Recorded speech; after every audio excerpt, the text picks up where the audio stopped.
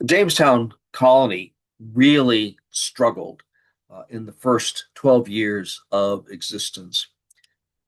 There was there was this failure to find wealth. There were these problems with Native Americans. There was the problems with disease. There was problems with famine. It was just it was just problems.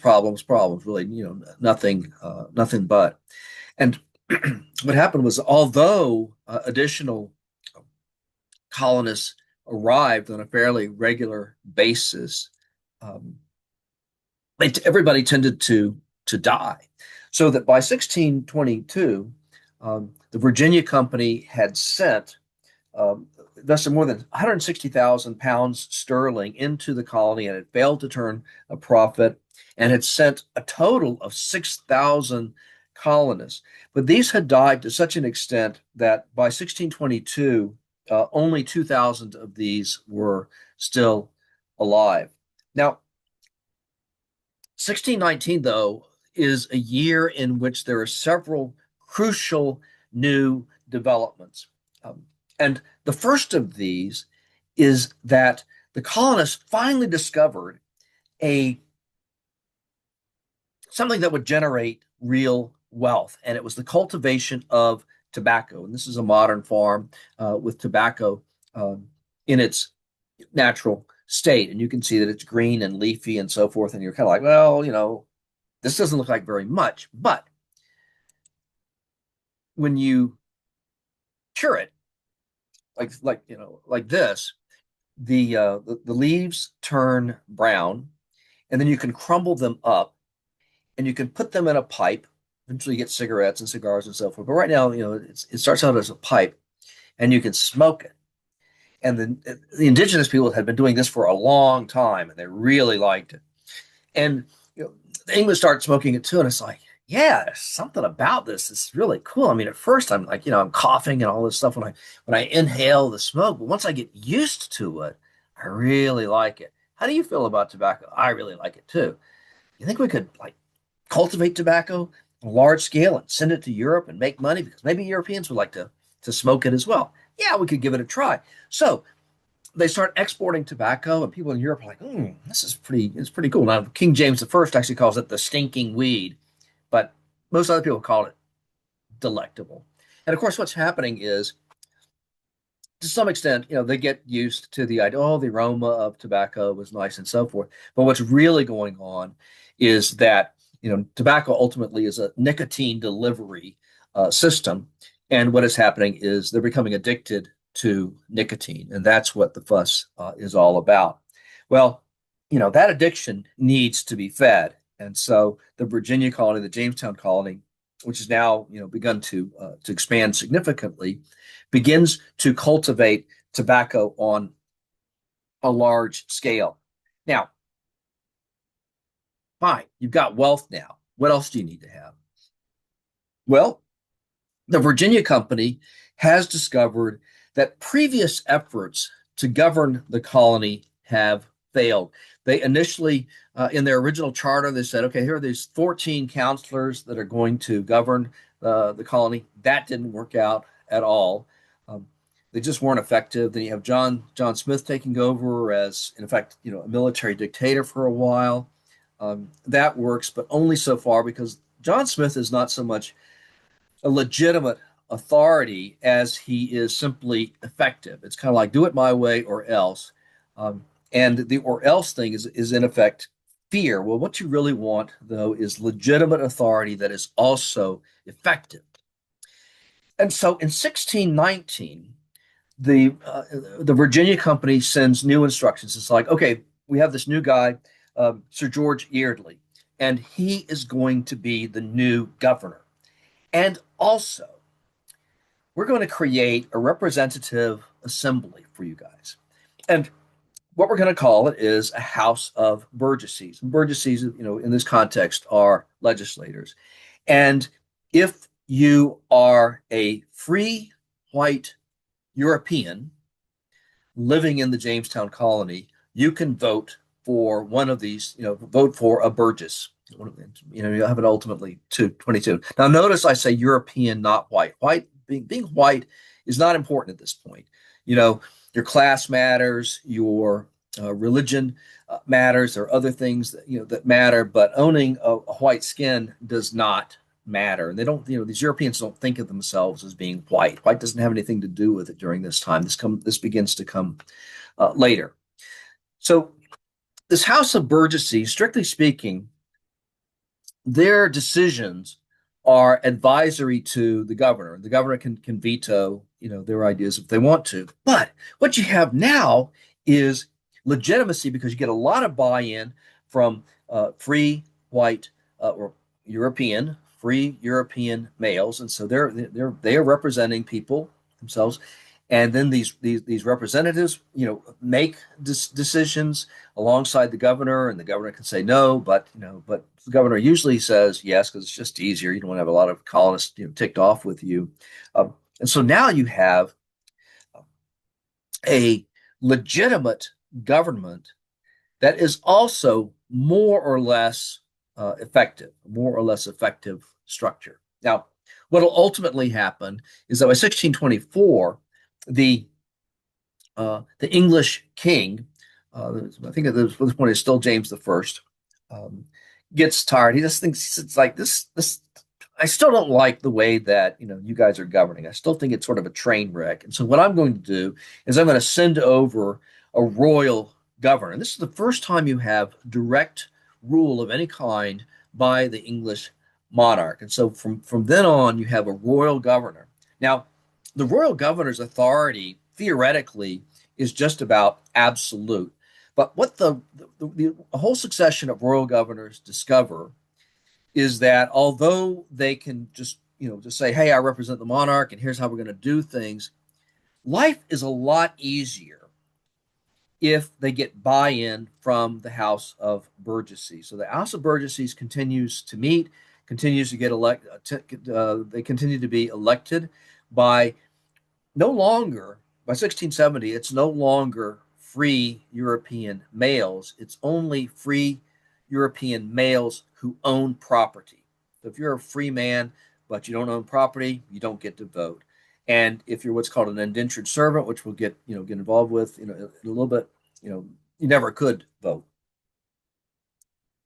So, but you know, this is a development that results in more or less stable government that, again, is both legitimate and effective. And then there are two other developments that are important. One of them kind of tends to be overlooked, but really shouldn't be. Women begin to arrive in substantial numbers. And what's interesting here is that the arrival of women means that the male colonists, can get married and have children and so forth. Up until this time, it's pretty much been a bachelor, not so paradise kind of situation, but but you have these European males having that sort of their swinging bachelor life, um, and you don't have stability. And women supply this. You have husbands and wives, and they have children, and so the Jamestown colony becomes stable on that basis and becomes more like kind of a normal society. Now, to be sure, there had been some women in the Jamestown colony before that, and in one instance, one of these women, was married to a husband, and in the winter of 1610, um, the uh, the husband, killed and ate his wife, and presumably this was not done by arrangement. We didn't have discussions like, you know, honey, I love you so much that you're starving, and I volunteer myself to be killed, and you can devour me, and that'll be a way of me expressing my love for you. Probably he just plain murdered her, and ate her. So you don't have many women in the colony. Maybe that's why. But anyway, the there's a sub investment company that actually underwrites sending these women to the colonies, and it's the only company that ever turns a profit. So So it's a pretty good deal. And again, it begins to make Jamestown a stable colony that looks like any other kind of colony. Then um, the final development that is important is one of the most crucial uh, developments in all of American history, and that is the arrival of the first enslaved Africans. And they arrive on an anonymous Dutch warship. We don't know the name of the Dutch, sorry, the Dutch ship, 1619. Nobody knows the name of it. And you already have the practice of enslaving Africans. The Portuguese began doing it in the 16th century. The Spanish have been doing it, so it's been going on for quite some time. European enslavement of Africans, but this is the first time that that it enters an English colony. It becomes the basis for American slavery, and slavery will continue in the colonies and in the eventual United States of America until it is abolished by the 13th Amendment to the Constitution in 1865. So it is a very long-lived um, institution. And incidentally, or not so incidentally, there are two kinds of colonies that arise. Um, Slavery is legal and is practiced in all of the 13 eventual colonies, but there are some colonies like Massachusetts Bay where you have um, you happen to have enslaved people within a colony that doesn't really need to have enslaved labor or unfree labor in order to get along. So you don't have a lot of enslaved people. They're basically enslaved as servants and so on. In Virginia and later on in North and South America, and then ultimately in Georgia, these are slave holding societies. In other words, their economic system is geared to and dependent upon unfree labor. Now, initially, there are two kinds of unfree labor, and we'll get to it in a bit. But the one kind are people who are actually enslaved, and then the other kind are indentured servants. Now, the key problem in the Virginia colony and the other ones is that land is plentiful, but labor is scarce. And so, if you're free and are able to own property, the land is not very expensive to get a hold of. So, but if you want to start cultivating tobacco, and a lot of people did because it was a way to generate wealth, it's like this is very labor intensive. you know, you look around and there's very few people who are willing to work on this very intensive cultivation, for free. What they'd really rather do is get their own land and begin to set up, on their own. And so you have a need for unfree labor. And one way of that was already underway in terms of doing unfree labor was something called indentured servitude. And this is a contract between a landowner who is in the Jamestown colony and somebody in England who's poor, but it's like I don't want to stay poor. I think my life could be better if I could get to the colonies, but I can't pay my own passage. And so the landholder basically says to this person, and there's obviously sort of a middleman who puts these people together, but basically says, okay, I'll pay your passage over to Jamestown, but you'll have to work off the cost of the transport. And so this created contractually obligated service, and you'll see this contract of indenture here on the left, and you have this obligated service for a period of time, usually 3 to 5 years, mostly 5 years, after which the the servant was released from their indenture, was now a free person because you had both male and female indentured servants, and then these indentured servants were no indentured no more, And they were given a modest grub stake to get started on their own. So they were still poor, but they were free. And in the Virginia colony, it became possible to sort of work their way up and begin to own land and acquire wealth and so on. So that's how the whole thing worked. Now, in terms of slavery as an institution, the legal status took time to evolve and has sometimes operated the same as indentured servitude. In other words, you have these Africans who come over and they're viewed essentially as being indentured. There's not like a mutual contract on which this is based, but they serve for a term and then they become free. And there is one famous example of an African. His name was Anthony Johnson, who became a slaveholder himself. So he's African. He becomes free. He buys property, generates wealth by having his own unfree labor.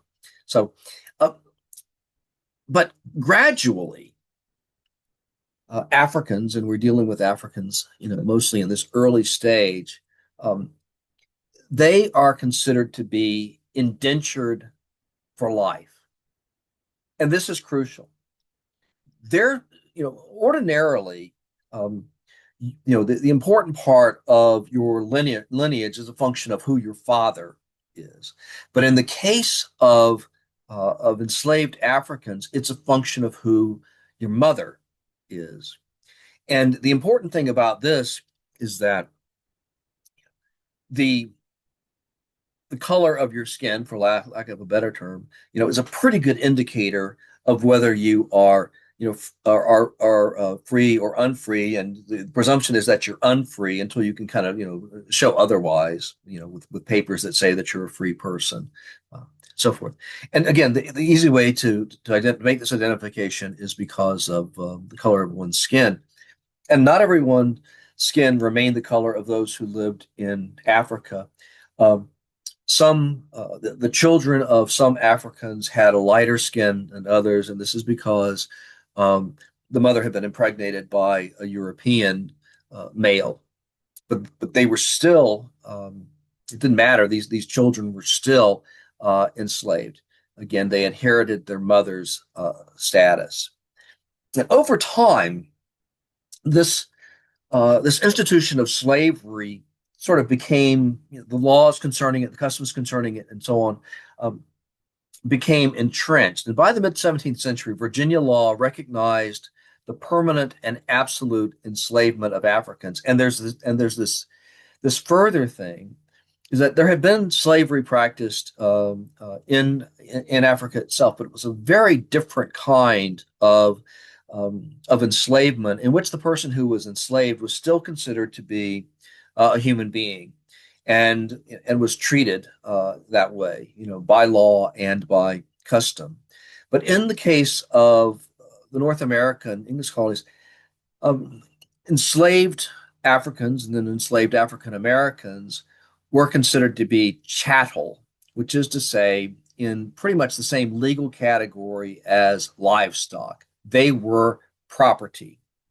And when they were bought and sold, as they were, you know, they were they were sold with the understanding that you're selling property in the same way that you might sell livestock or other forms of property.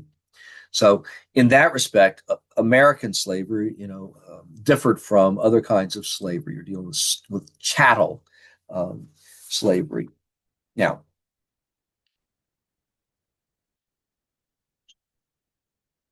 4 years after these important developments in Virginia, the Jamestown community, you have a major, really disaster that occurs in Jamestown. There have been problems with the indigenous people the whole way. Sometimes you're trading, sometimes you get along, then something goes wrong, and there's some fighting and so forth. But on Easter of 1622, um, members of the Powhatan Confederation some of whom infiltrated the Jamestown, colony, which by this time was a fairly expanded colony. Some of them, came by and in the morning sort of acted like they were friendly and so forth, and then by the afternoon and evening, uh, the indigenous people set upon the Jamestown settlers, uh, and on this particular morning, they killed 347 Jamestown settlers. That's one third of the entire colony.